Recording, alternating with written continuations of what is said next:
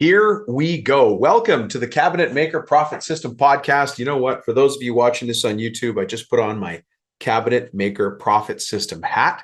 For those of you who I just saw at the AWFS, you saw me there on the main stage doing the keynote speech. Thanks for coming over to say hi. It was so nice to finally meet so many of you face to face and have a chat with you, have you come and look at the presentation, and hopefully take away some notes. For those of you who weren't able to make that conference, I wish you'd been there. I always say I can't wait for the time when we have a chance to shake hands, have a coffee or a beer, and I was able to do that with a couple people there during this last event. Anyways, today on the podcast, this podcast is just for those of us in the business of the woodworking business. Today, we're going to be talking to Paul Akers. You guys know Paul Akers. He hasn't been on the show for too long, so I called him up. Actually, that's not true at all. I WhatsApped him. He and I communicate on WhatsApp really fast. He is lean. He's efficient. He's effective in everything he does. It's just such a pleasure to work with him. It's a little daunting, I'll be honest. And Paul, if you're listening, it's a little daunting. But the reason it's daunting is because it challenges me. Let me slow down for a second. Paul Akers challenges me to make sure I'm taking the least amount of steps possible to get something done with him. And he's not mean about it. He's just such an evangelist for it that it makes you follow along. And today I'm going to ask him some questions that you, the listeners, have been asking me about lean manufacturing. And I thought, why am I answering this stuff? I'm not the expert. Paul Akers is the expert. I want you to think for a second about how interesting it is that Paul Akers is globally known as a lean manufacturing expert, and he happens to be in the cabinetry space. That guy could be making chocolate and still be a lean manufacturing expert, and you might ignore him, but he's in our space and you should pay attention to him. Now, there are some of you out there who've already hit stop or pause on this episode because you're saying to yourself, Dom, you don't understand.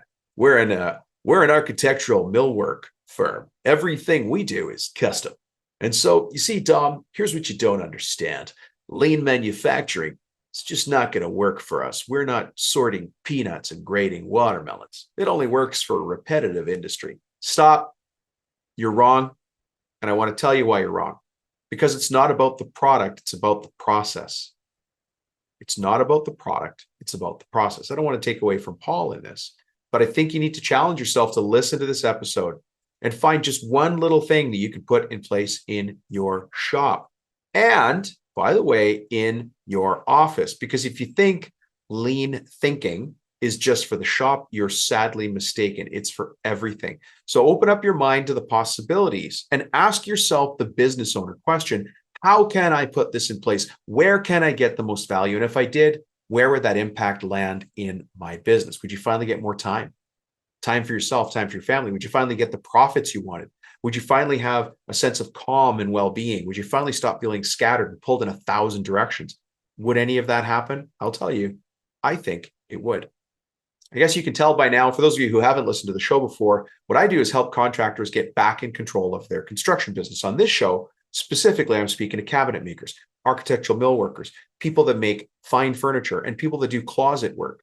That's who we talk to on the show. And what we talk about is the business of the woodworking business. And I help people do that even if they don't know where to start. I do that by showing them how to use simple systems in at least 3 places in your company. You can challenge me and challenge yourself today to find these 3 opportunities in your company. 1 is in the office, 1 is on the job site, and number 3 is in the shop or on the shop floor of manufacturing.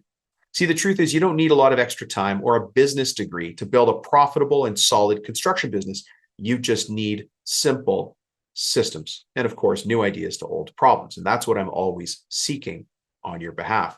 That's why this podcast shares expert interviews and real case studies from other construction company owners who are probably a lot like you, people in family businesses, people who are working in partnerships, and those of you who are running the company on your own, solo.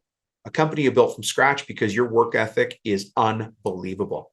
If this sounds even a little bit like you, then you're going to love this show.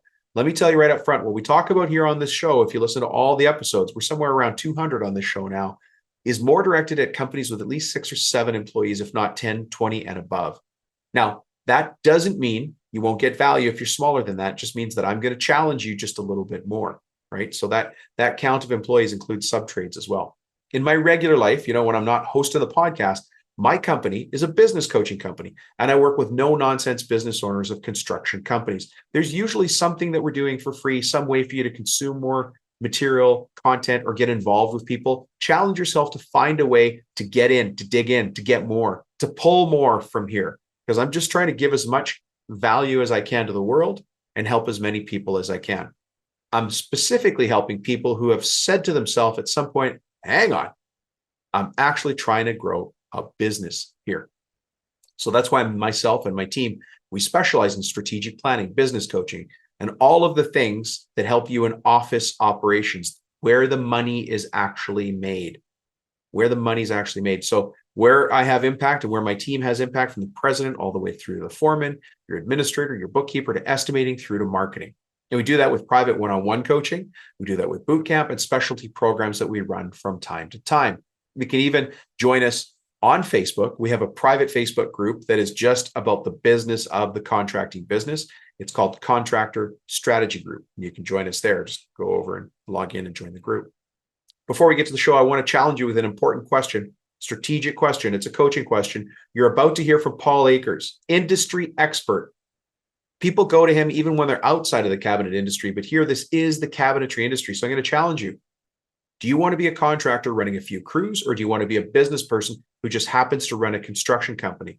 Look through that filter as you listen to this interview I'm about to do with Paul Akers. And by the end of this episode, you'll know the answer. Let's get to the show.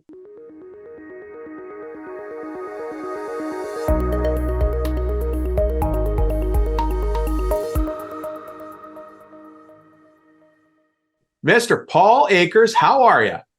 I'm doing great, Dominic. How are you? Good. I haven't had you on the show in forever. You're overdue, man. Yeah, and you've got me with my guitar today, right? With your guitar, it looks like you got a little color there. What's going on? Are you living in Margaritaville? Yeah, I'm kite surfing down the Dominican Republic and just enjoy. I just came out of the water. I was going to keep all my gear on because as soon as we finish this, I'm going back in the water. Oh, I love it. And then you just picked up the guitar for our show. This is fantastic. It calms me down. That's why I play the guitar. Well, I'm liable to get you riled up here. Today, we're going to talk about cabinet shops, architecture, millwork, furniture making, all the things that you're so well known for. Actually, Paul, Good. Let me back up for a second because some people may not know you. Okay. Here's my very serious question. Mr. Paul Akers, who the heck are you? And how is it you come to be speaking to all these cabinet makers and mill workers all around the world? I'm a C student that struggled through school and got bad grades in just about everything except for wood shop. I loved wood shop. I was kind of like the teacher's pet. I started building guitars when I was 17 years old. Oh, no way. Yeah, that's when I first built my first guitar when I was in high school. And then I went to work for Bob Taylor. Built about 2,000 guitars with Bob in the very beginning of Taylor Guitars. And then, I invented a product called the Fast Cap, and the company took off. And today we're in 40 countries, 4,000, 3,000 distributors worldwide, 800 products. And that's who I am. Yeah. I looked at your website. It's updated lately, and you've always got cool stuff there. We have a lot of cool products, always coming up with good ideas. All our ideas come from cabinet makers and general contractors. Your clientele, the people you're catering to, we take their ideas, we pay them a 5% royalty, and we put them on the market. So we have a really simple profile, and we love working with people that work with their hands. Ah, well, there was a little bonus I didn't expect for today. So any of you out there who are inventors, you should contact Paul, get your product out to market. Stop using it in your own shop or on your own job site. You got it. And it's really easy. You can find me. My cell phone number's on my website. So it's easy. Just go on WhatsApp, send me a 60-second to 2-minute video of your idea, cobble together some prototype and send it to me on WhatsApp, and I'll give you my opinion. That's simple. No more to it than that. Yeah. I'll tell you what, working with you is a lesson in efficiency. And I worry about using the word wrong because I know you might correct me. Sure. I don't know if it's efficiency or effectiveness, but you have to be the easiest person to deal with because there's one channel. I get on that channel. I contact you. We set a date. We got here. A lot of people have a ton of administrivia in between. It's crazy, isn't it? And I'm dealing with hundreds of people every day from all over the world. It's crazy. And I don't have an assistant, and my entire company, no assistant. We just have so few people doing so much more than everyone else because we improve our processes. That's all we do. Yeah. Before we get to you, I have to share a very frustrating story that people on the show have already heard. A couple of weeks ago, I had a podcast cancellation. I was going to be a guest on somebody else's show. They couldn't run the show because 2 of the 6 people required for the podcast couldn't make it. And the only 2 people that were going to be on camera were me and the guest, or I was the guest. They had 6 people. How can you, I did. None of it makes any sense. Yeah. Well, I'll tell you what, though, and you probably know this, Paul, if you asked any of those other 5 people walking around with a clipboard, they would have had an excellent reason for why they needed to be there. Yeah. Oh, yeah. Boy, self-justification. Isn't it the truth? Yeah. So the challenge to everybody today is you're going to hear Paul talking about really how to run your business operations smoother on the manufacturing side. And it's such a hot topic. The reason I contacted you back, Paul, is because here's 2 questions I get a lot. Different flavors, but the same question. One of them is, how can I make my shop run better, flat out?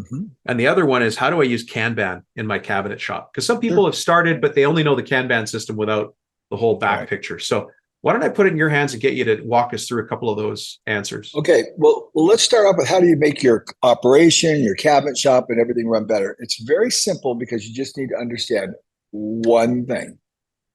Every day you wake up, the alarm goes off, you turn off the alarm. That's a process. How you set your alarm is a process. How you brush your teeth is a process. How you get your car keys, how you get your lunch. Everything you do in life is a process. How you make your coffee, where you put the milk in the refrigerator. Everything is a process. You're right. And the people that do this at a super high level, lean thinking, you said I'm very efficient, it takes so easy to work with me, is I understand that. How I play guitar, when I practice, how I tune my guitar, everything is a process. So I look at everything that way, and I say, that didn't go very well. How could I improve that and tweak it? But I don't just do it like one time. I do it every day. I look and evaluate everything I'm doing. So I make 30, 40 improvements a day to everything I'm doing. So people can't even get their head around that, because I'm not satisfied.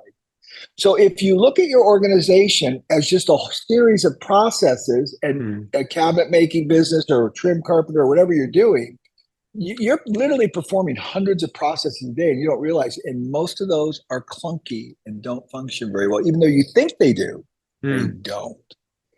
And that's how you make your organization run better. Yeah. And that is the key.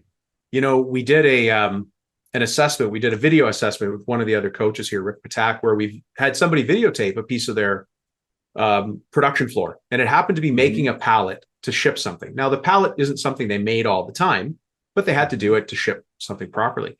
Just watching the waste.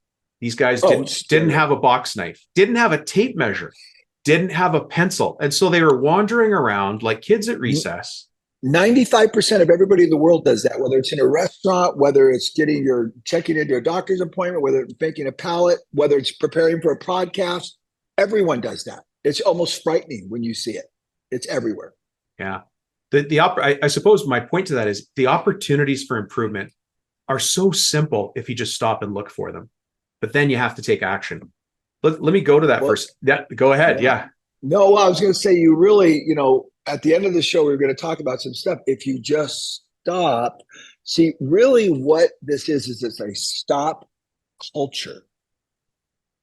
How does it It's a stop culture. What's a stop culture? The problem is everybody's always going, doing. Lean thinkers are stopping. They're actually stopping and looking at what's going on, and they're saying, that didn't work very well. And they stop. They think a little more deeply about what's going on. They make a small tweak, and then they work. It's a stop culture. It's the antithesis. It's the opposite of what everyone else in the world is doing. And it doesn't make any sense. It's counterintuitive, but it actually produces exponentially more if you stop.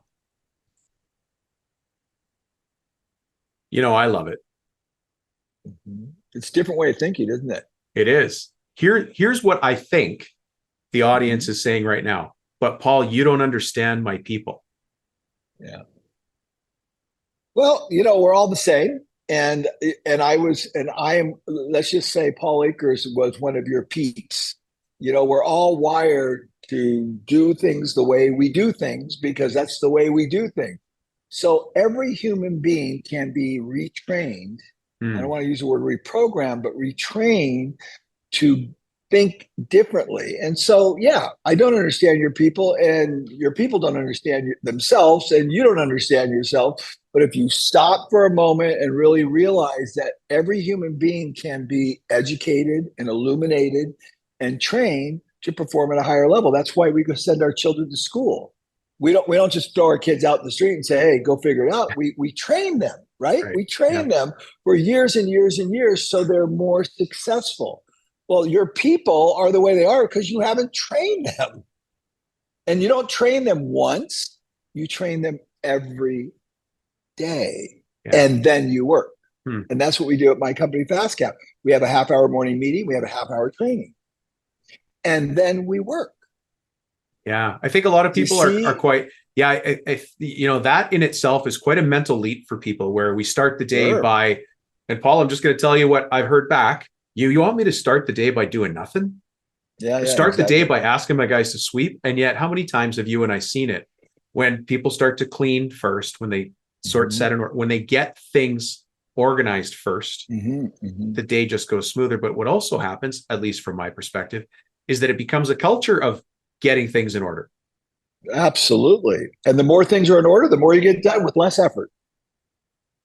That's simple. The whole thing is so ridiculously simple. It's almost shocking that more people don't get it. But the truth of the matter is, Dominic, 2% of the people at the most, 2% of your audience are going to only understand what I'm saying right now. The rest of the people will just make excuses and keep doing it the way. It's just statistically, it's the way it is. There's nothing and I don't worry about it anymore. I'm just looking for the 2%.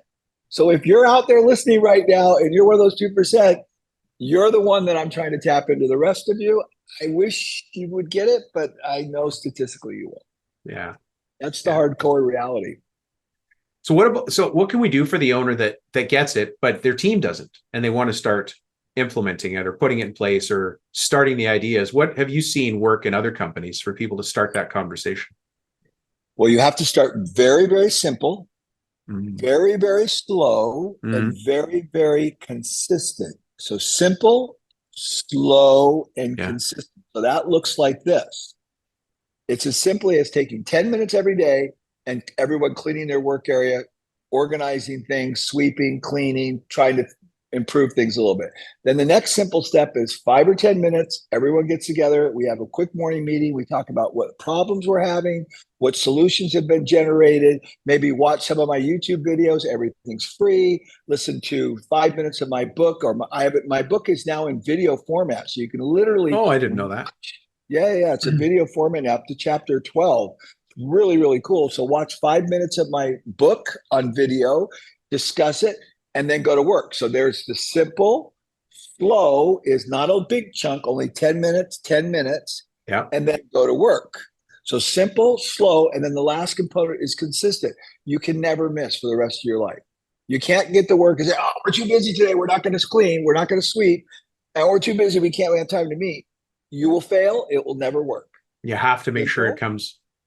Right. Simple, slow, and consistent. Love it. To your credit, I want to put out a question that I know I already can smell the question coming from the audience. But Paul, you don't understand my people. We have a ton of guys that only speak Spanish or Afrikaans or something else. But your book is available in multiple languages. Well, it's available in 22 languages. It gets published. It seems like every day, it seems like a new language is being published. Just got Dutch the other day, Indonesian. Just this week, we got Dutch and Indonesian uploaded to the website. Yeah, it's being translated all the time by people. Yeah, and the reason I bring that up is the book's just there on your site. I believe everything's free. I don't charge for anything. We're not selling anything here. But isn't that putting it forward? There's no friction here between getting the information. The friction is us listening. Right. And putting things in place. And I love this. Simple, slow, and consistent. Folks, if you're listening to the episode and you're anywhere near a pen, I don't even care if you have a piece of paper. You can write it on the back of your arm. Simple, slow, consistent. Please write that down. Right. Yeah, that consistency is really key, even for what I do. If I break everything, a pattern. the pattern. If I break the pattern, the pattern's broken. And I've shown that it's not important. Right. Like your water bottle analogy you gave me. That is simple, right? Yep. It's simple. I don't know if it's slow, but it's consistent. It's simple and it's very consistent. You always have your water there. You drink your water. You prepare the water before in the morning, and by the end of the day, you drink, a couple liters of water. And that is really the key to life. Yeah. And so that's what I teach. And if for those people that get it. And those people that want to run around like a hamster, go knock yourself out. Run around like a hamster. I'm not interested. Hey, one of the things that you've done though is you've applied this really to other parts of your life, because you did it for fitness. It seems like you're doing it for suntanning right now, because you got some good color. You got some good color going there. Oh, yeah. I gotta say. So yeah, I did it for travel and for life, just life in general, and for my health. And then also I'm just coming out with another book. Literally today, it's going to print. But then also about Japan. I learned almost everything I know, and then I learned in Japan. I lead Japan study missions. We bring leaders from all over the world to Japan. So I wrote a book called Banish Sloppiness, which is really the next level above 2-second lean. And It's a very, very, very, very popular book, and it's really good. And then the sixth book I'm coming out with right now is called Impact. So 10 years of 2-second lean, and people from all over the world who are practicing it wrote a chapter in the book. So the whole book is stories of people from all over the world who have been practicing 2-second lean. That's so interesting, because I was going to ask you to share a story. Is there a story from that Impact book, 10 years of 2-second lean? Is there a story from that jumps out to you? Oh yeah. My favorite one is Josh Springer, Jerry Springer, Jerry Springer. I know Jerry Springer, the name, but right. He won't return my phone calls, if you know what I mean. Yeah, exactly.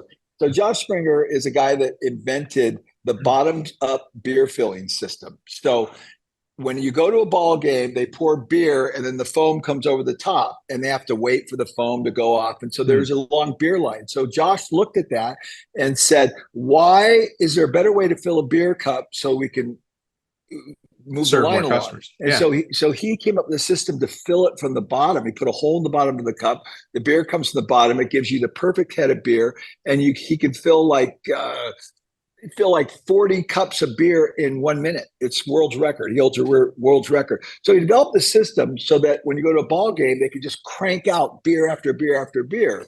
Yeah. So Josh developed a lean system, although he knew nothing about lean. And then his company almost crashed. He almost lost the company. Then he discovered 2-second lean and recovered the company. And the rest is history. The company's so successful, it's unbelievable. Yeah, I can't imagine how they... That's a great story. And at 10 or 12 bucks a beer at a stadium, you can't that much now. Well, it's great. It's depending on where you go. It's just absolutely bonkers. God. Yeah, bonkers. Right. Oh my God. So think of this. The problem he solved is there's a business problem there. How do we sell more beer to more people at a exactly rate? Yeah, right. Without the line, because nobody wants to sit in the line. When I see a beer line, I don't want to sit in it. I just want to forget it. I'll get it later. Right. So you lose that sale. Yeah. Right. Yeah. So he solved that problem, but in the process, he didn't understand all the other processes that were involved in running a company, and almost sunk his company. Then learned about 2-second lean, and then came back up. An even funnier story is that I used to talk about him in my talks as a lean thinker. Little did I know that his company was crashing. And then somebody said, this guy, Paul Akers, is talking about you. He goes, what's Paul Akers? What's the 2-second lean? He learned about 2-second lean, contacted me, started learning it, went to Japan with me, and then his company rebounded. It's a great story. Yeah. I want to read the book, but you just mentioned Japan. What do the Japanese know that we don't? And I'm going to paint this picture behind it, because they have multi-generation family businesses that we've never even heard of here. So what is it? For thousands of years. Why? What do the Japanese do? It's Dr. Ken Mogi, one of the top neuroscientists in the world and the top neuroscientists in Japan. What the Japanese are doing is they understand one thing. Everything starts with small things. So the Japanese understand that when you walk into the house, if you take off your shoes and you straighten your shoes and you turn them around the direction you need them when you come back out, that you are going to enhance your life. The Japanese understand if you start the day by cleaning, your life you're going to feel better about yourself, and your environment is going to function at a higher level. The Japanese understand that if you respect the people around you, if you're thinking about how loud you're speaking, if you're thinking about whether or not you're on your phone in the subway, if when you're walking down the aisle, you gesture to someone, you're walking out of the elevator, you gesture to someone for them to go first. If you push the elevator button to hold the door open for someone when they're coming in, this is the way the Japanese think. Everything starts with small things. They focus on the small little details, and everything gets in alignment. I love that. We have to do that in business as well. It's very interesting. Mm-hmm. It's really no different from turning your business around. Focus on the little things, but focus on the things that matter. Right. The things that matter.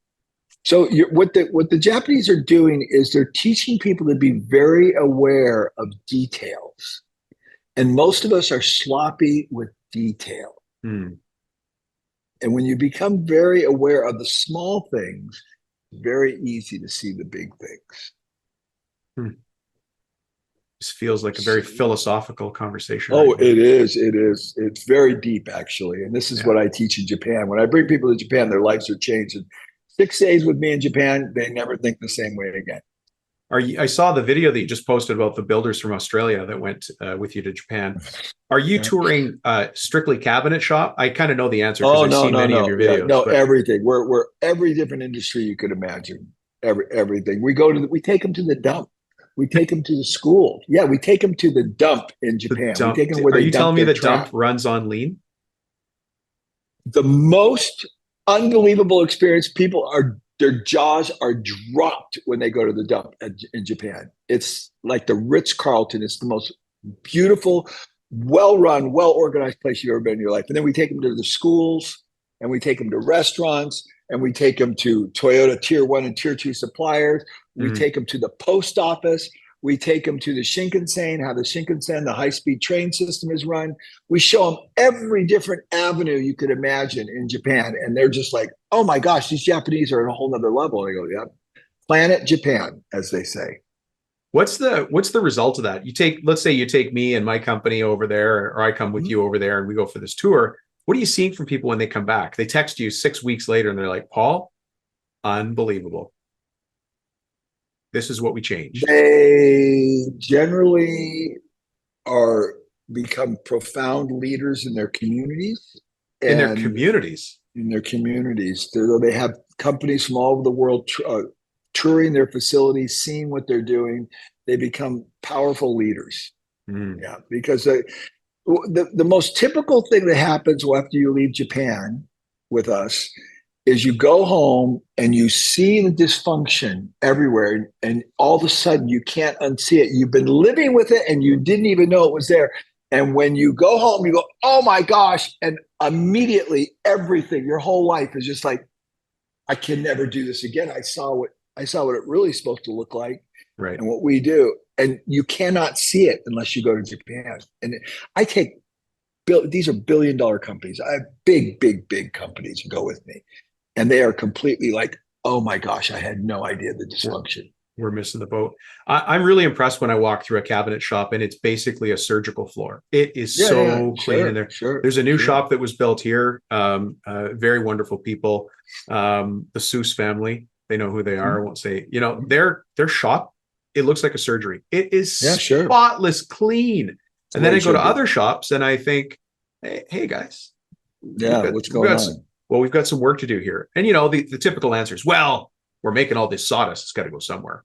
Right. Now, the interesting thing is having a clean shop is super important, but it's not the whole answer, because on my facility, Fast Cap, my cabinet shop was super clean and perfect, but I had more waste than I ever dreamed of, because when the Japanese came into my operation, they took processes that were taking me 45 minutes to 2 minutes and 5 minutes.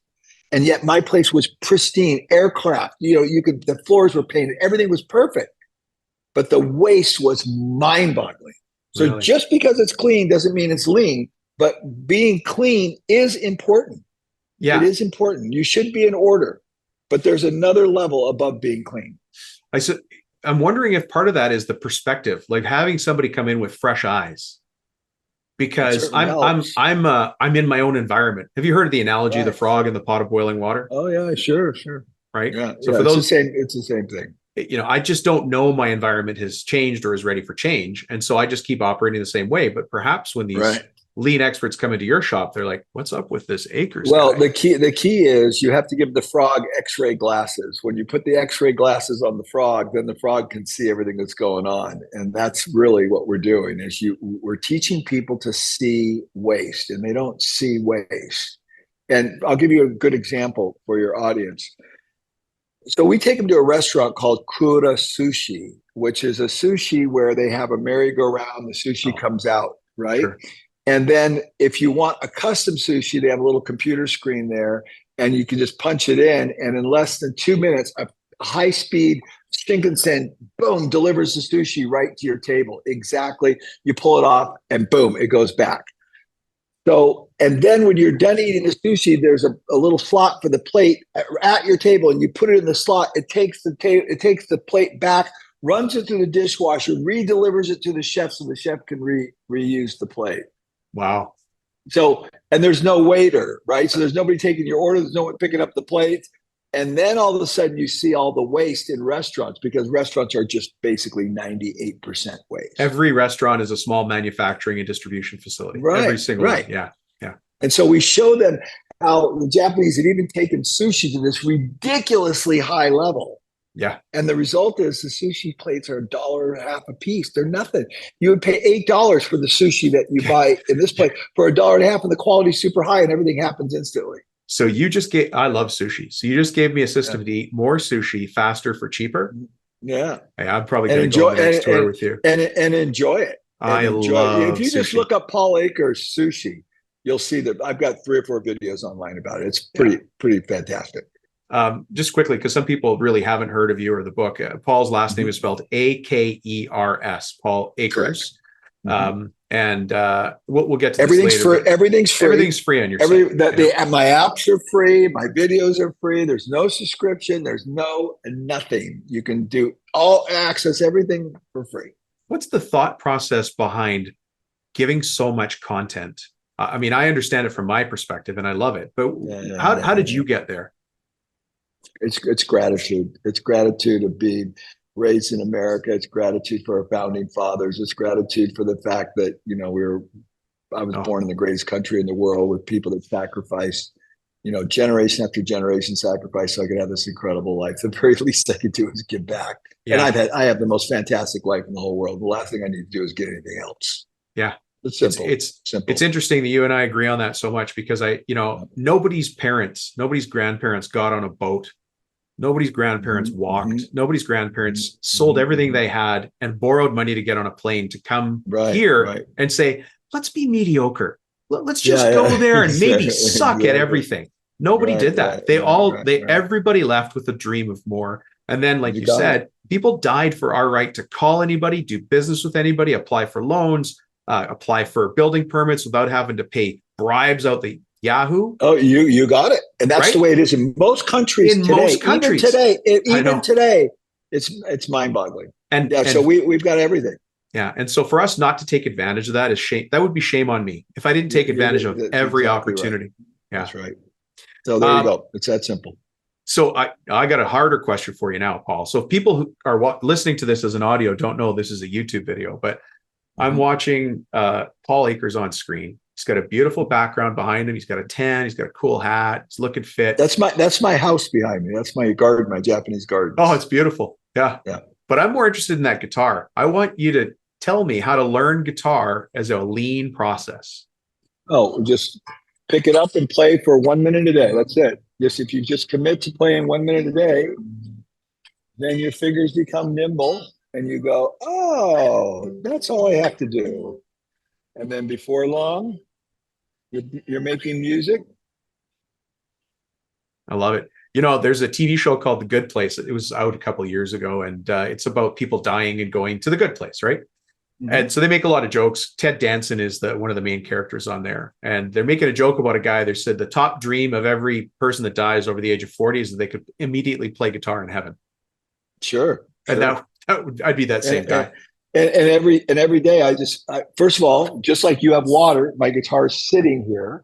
So it's easy. I sit on the couch, I see it, I grab it, I pick it up and I play for just a minute.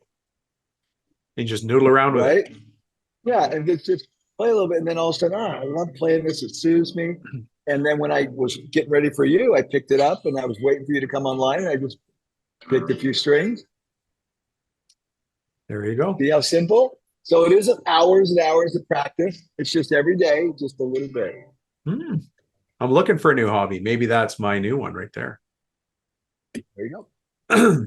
Okay, so that hobby is going to compete in my mind for the other hobby idea I have, which is to make nativities and donate them to the church so that they can sell them at their fundraiser. So one of those two, I love it. One of those two is going to win, but I have to do something where I'm not just in my head. You know what I would say? Just start with one of them, forget about the other one, and just see how the first one goes. Right? Yeah. Well, no, I won't do both. Yeah, no, I won't be able to do both. Won't be able to do both. Sometimes people try too much, too fast. That's why I say simple, slow, and consistent. That is the key to my life. That's all I do. So I kite surf every day, and like yesterday, I got the crap beat out of me kite surfing, and I said, I just got to go out in the water just a little bit today. Just even though I was too tired a little bit, but I knew I just had to get out there. And, I sharpen my skills every day. And I'm doing really advanced kite surfing. I'm not doing normal kite surfing. Here, I'll show you. Sure. Although you won't be able to see it. I foil. You won't be able to see it because it's a green screen. But I foil. I don't kite surf. So that's a foil underneath the water where you're flying up on top of the water and you're foiling around. It's right. Very, very advanced. It's probably about 3% of all the kite surfers in the world do it. It's very, very difficult. And that's what I'm doing now. And it's just brutal. When's the movie coming out? Paul Akers movie.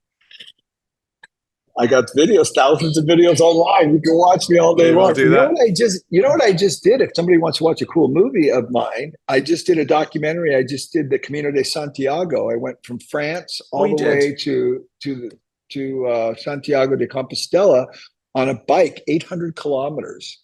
And I filmed the whole thing. So it's like a documentary. You can look it up, Paul Akers, Santiago, Road to Santiago.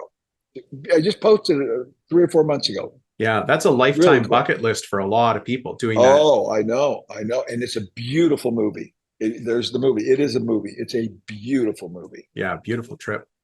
This has been fantastic. I want to let's let people know how they can find you, because this is how it's going to break out. Some people have never heard of you, and a lot of people have, but haven't gone back to take advantage of all the stuff you've got. It's just for free. Your book in multiple languages, your videos, etc. How do we find you? Well, the best thing to do is just go to paulakers.net. That's my website. That'd be the first thing. But then YouTube, just type in Paul Akers on YouTube and you'll see my YouTube channel, and I'm posting nonstop videos there. That's number 2. Number 3 is I would download my app. It's on the Android and on Apple. It's all free. All my books, I have video feeds on there. It's an incredible app. I even have a chat on the app. So you can literally push the button and talk to me and I'll reply back to you. There's an active chat on the app, just like WhatsApp. It's like WhatsApp built in to the app. So there's no friction here. That's the whole point. That's the way life should be. Your company should run. Your customers should feel no friction when they deal with you. Everyone that deals with you should say, God, it's so easy dealing with this guy, just kind of like what you said. And this is how you do lean. Whenever there's friction, you say why, and you put in a countermeasure, you stop, and you tweak it. Yeah. Today, I'm staying in someone's condo, and the toilet paper holder was on backwards. So every time you pull the toilet paper, it spins off onto the floor. I have my own tools. I took it, unscrewed it, flipped it around the other way, and put it on. It's not even my house. It's not even my house. I don't even know whose house it is. But I wasn't going to live with that. That's awesome. You definitely live in the life. And the pull-out trash can, when you put the plastic bags over, they always slip off. I took a utility knife, put 2 little slits, 4 slits on each side on the little lip on the trash can. So now when you put the bag over, that goes into the slits, and the bags don't fall out. I mean, they've been living that 20 years like this. I've never heard of that trick, but I like it. And I instantly fixed it. I mean, just nonstop fixing things. Finding opportunities. Nonstop improving processes, whether it be unrolling toilet paper, putting the garbage bag in, how I get my stuff to the beach. I have a little cart. Nobody else has a cart. I have a 4-wheeled cart. I throw all my gear in it. I roll it down to the beach. I've got a staging thing. Everything stays together, stays out of the sand. You see? Everything's a process. It really goes to support something that we say here on the show, is that it starts with the owner. Or Vern Harnish says this in his book, Mastering the Rockefeller Habits, which is as goes the leader, so goes the team. So if I'm not willing to find opportunities to improve, if I'm not willing to change, it would follow that my team wouldn't be either. But if I'm showing that I'm open to change and that I'm doing things simple, slow, and consistent, then it's a lot easier for them to, it's not perfect, but it'll be easier for them to understand that's just how things run at this company. Vern's a good friend of mine. He's a great guy. He's a great guy. You know, he started EO, Entrepreneurs Organization. Oh, really? No, I didn't know you didn't know that? Yeah, that's a big deal. Talk about global impact. Vern is love that. He's an amazing guy. Very, very smart guy too. Yeah, I didn't know you knew him. So say hi for me when you see him again. Yeah, I know him well. Yeah, he's a great guy. Well, Paul, thank you very much for being on the show. I really appreciate it. And hold on, you've got 2 new books coming up. So I didn't know this before we got on. Banish Sloppiness is one of them. Yes, it's about Japan. And it's really one of my favorite books that I've ever written. It's really cool. Great. And then the other one is called Impact, 10 years of 2 second lean. 10 years of 2 second. I can't read my own writing. All over the world. I'll send you the PDF. Literally, they just sent it to me today. It's going to print today. It went to the publisher, and then it gets started printing hopefully tomorrow. Excellent. Paul, thank you so much for joining us. I know you had an impact on the world, and I appreciate it. You're awesome. Thanks, Dominic. It was fun. Okay, bye-bye. Well.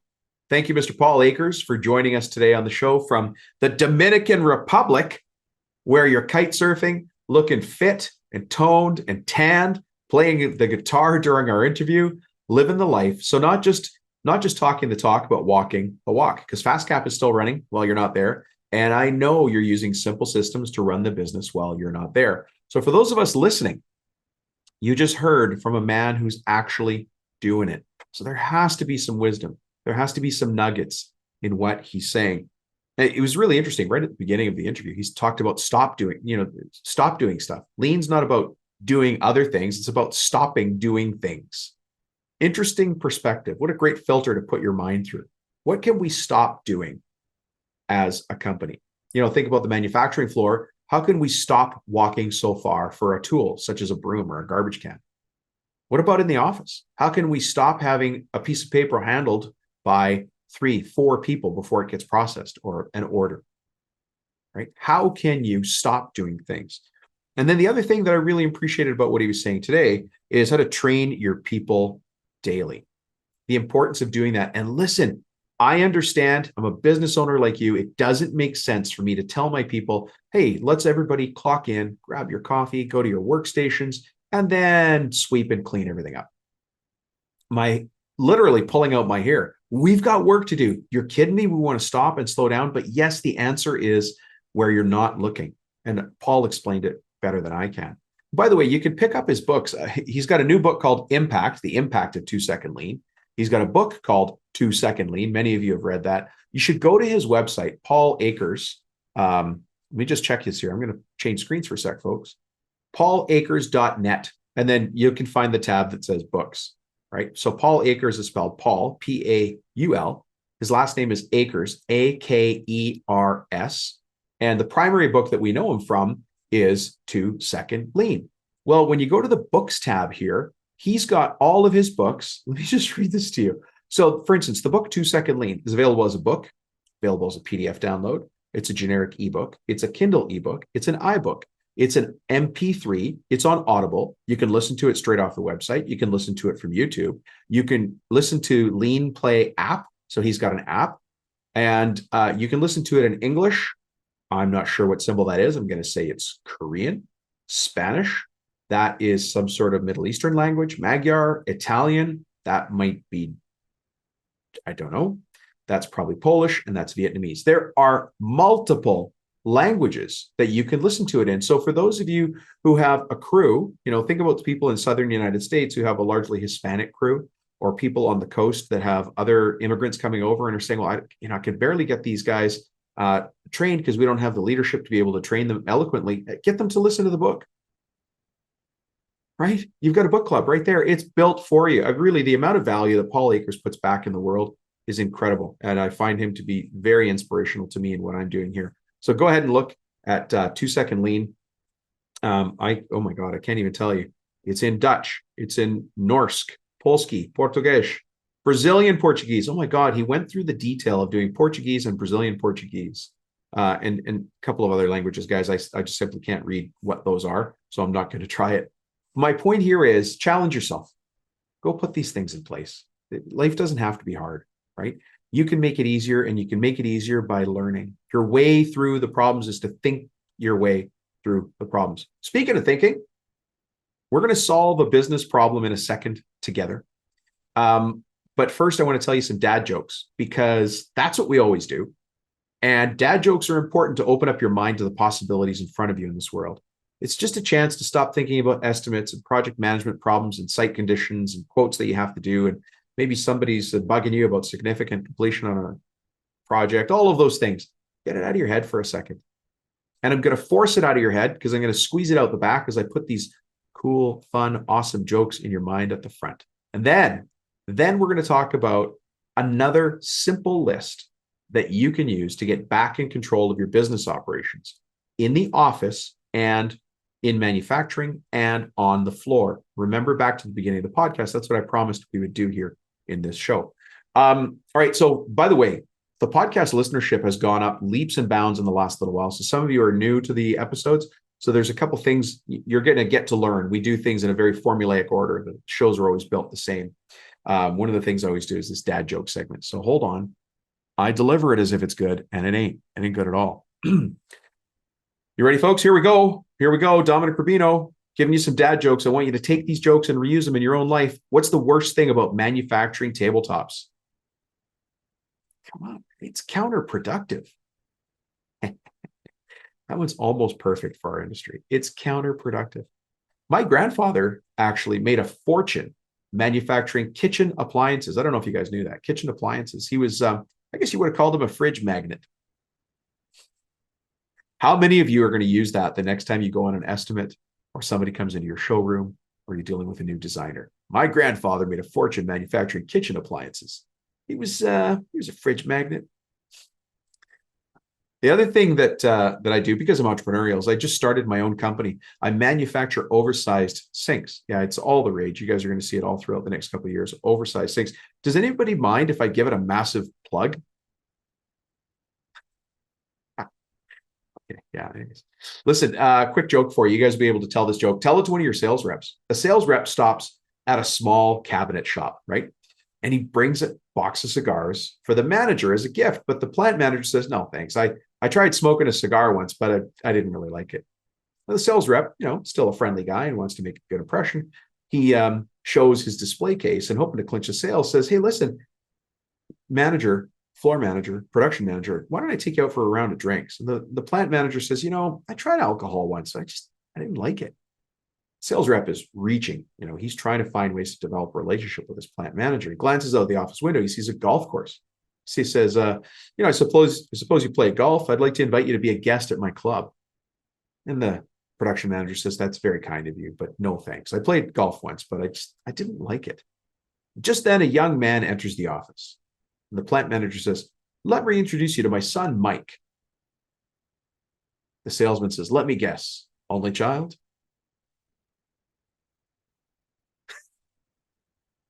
Okay, guys, I'm not explaining that one. If you need to explain that one, hit rewind, go back 15, 20 seconds, maybe 30 seconds, and I'll let you pick up the ball on your own. Let's get to this. Right now, I want to talk to you about a problem that we run across in our business, which is really comes from working hard and trying to do too many things at once. And the problem that brings, and we've seen this across many types of businesses, I've seen it in my own companies as well. Let me just take a quick second here to explain. I'm a business owner who happens to be a business coach. Just like I talked to you guys about being a business person who happens to be a cabinet maker or architecture millworker, I'm a business person. I happen to be a business coach. What I actually love is building and starting and running my own companies. Now, over the years, I've built and sold 2 of my own, but I also continue to run some of my own. So the stuff I'm talking about here is not BS. I actually do it.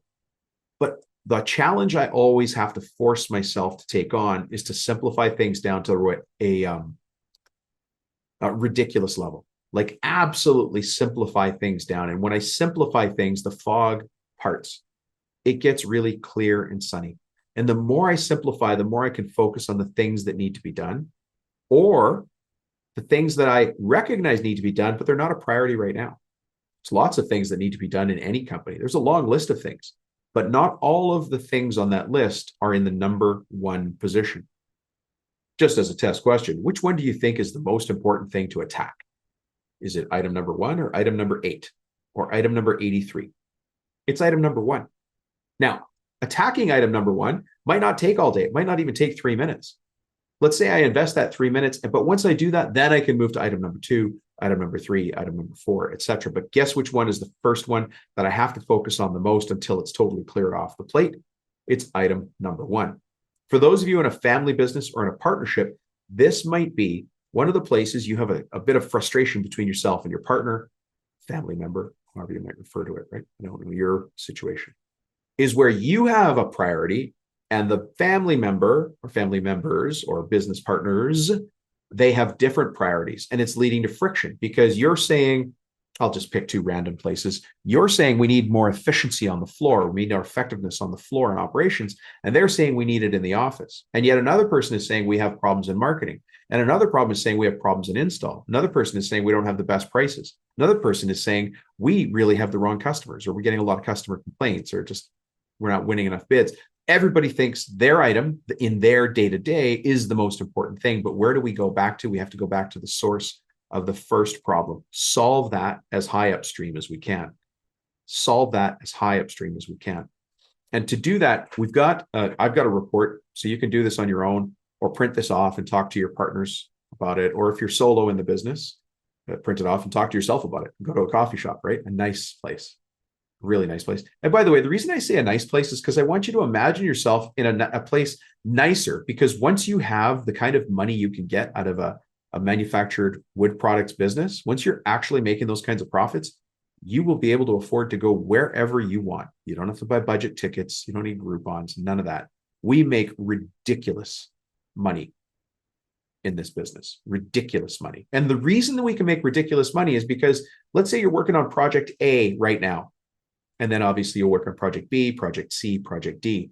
By the time you're done project A, if you're doing things right, if you're finding your profit leaks in your business, if you're doing the end of job report, which we talk about here a lot, if you don't have anything I'm talking about here today, shoot me a text and ask me for it. That's it. You just ask me. My cell number, you guys know, is 315-903-7853. Even if you're not sure what to ask for, say, Dom, I have a problem with this. What do you got? What do you got? That's not even a keyword that I just made that up. Just say, Dom, what do you got? And then tell me a little bit about your problem. And I'll say, well, try this and try that. And then we'll pick away at it, right? But if you're not doing the end of job report right now, how do you know that project A was done properly or not, whether it was profitable or not? But what happens is once you get tuned in and you finish project A, you'll realize where you went off the rails, either good or bad, like you did poorly or you did really well.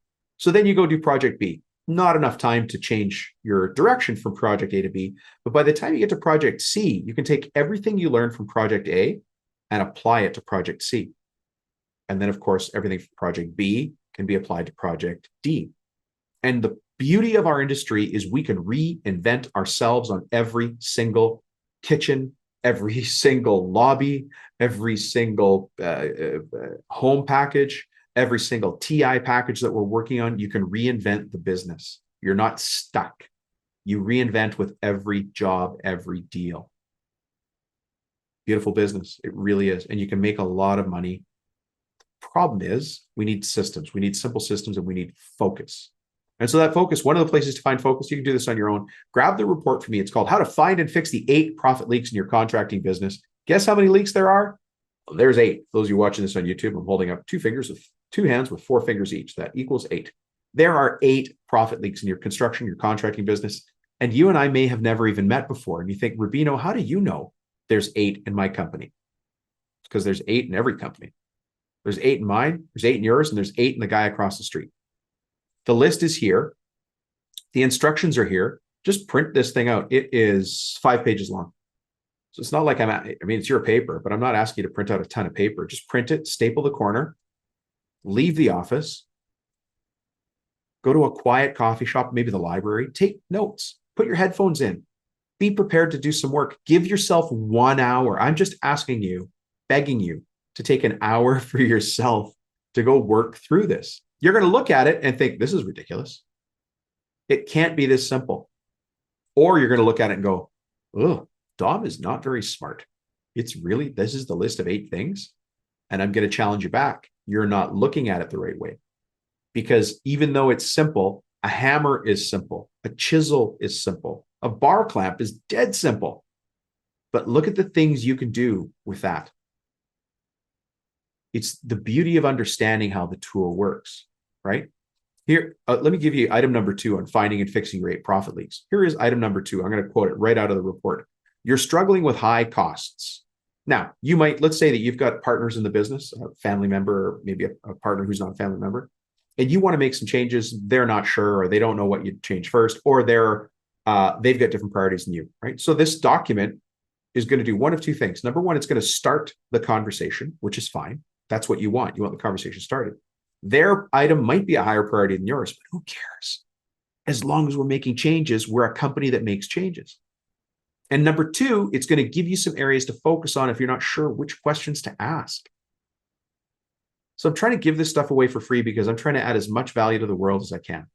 For those of you who are new to the show, and as I said, we're getting lots and lots of new, I guess you're not called subscribers, downloaders.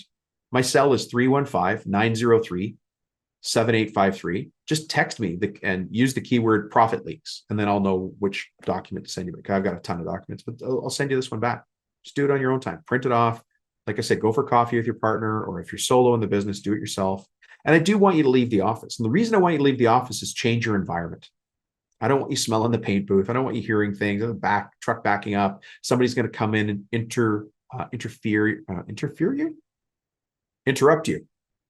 You don't need that. Just get out of the office for an hour. You're not that important. You can leave the office for an hour. And if you think you're that important, we really got to talk. Just turn off your phone for a bit. Just for a bit. Okay. Here's number 2. You're struggling with high costs. Yep. Costs are a big leak because there's literally hundreds of little ones to watch. Are your costs in control? Do you have a system in place to track costs? Further, I go on to identify this. Ideally, a system you don't have to touch, but still puts the info in front of you. Then regularly review them for accuracy and opportunities. I mean, this sounds so basic, doesn't it? It's almost not worth the time of doing it, except this is part of the formula for how I show people how to turn around their business all day long. This is how a $300,000 company becomes $1 million company in a couple of years. And that same $1 million company becomes a $3 million company. And that $3 million company becomes an $8 million company. Because they get really, really good at the basics. They get good at understanding how to simplify, reducing it to the ridiculous. Business does not have to be complicated, but making it complicated is so easy. I do it all the time. I have to stop myself actively. Paul Akers talked about that. Start being a company who stops doing stuff. Start being a company that stops doing stuff. This list of 8 things will tell you what to stop doing. If you have high costs, I could show you all day long how to go and attack those costs and bring them down in line. You're still going to have some costs. You need to have some costs. And further on, we talk about the problems with sales, the problems with ideal customer, the problems with production, the problems with delivery, the problems with quality.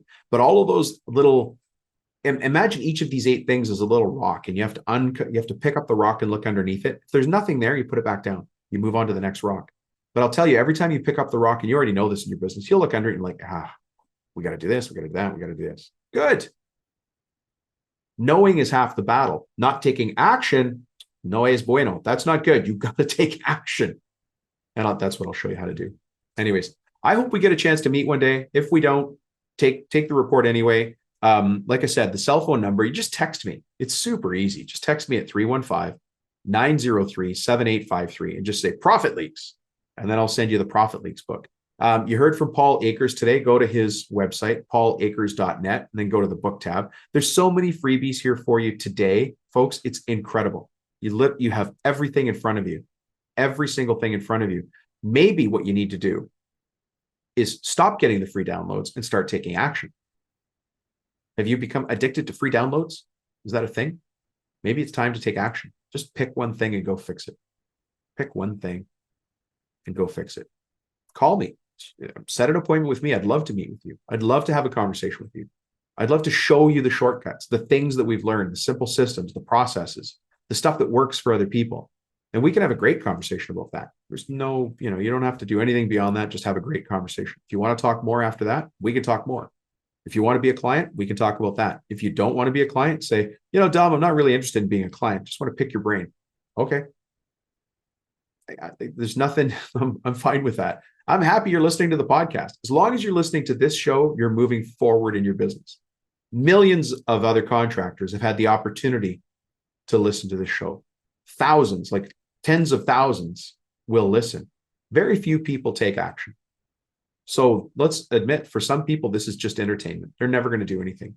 But a couple of you out there are standing up and you're stretching your back. You're putting your shoulders back. You're standing there going, you know what? Something does have to change. I can't be installing cabinets all day. I don't want to be a designer the rest of my life. I don't want to have to run this business the same way my parents did. And I want to have something different to pass on to my kids.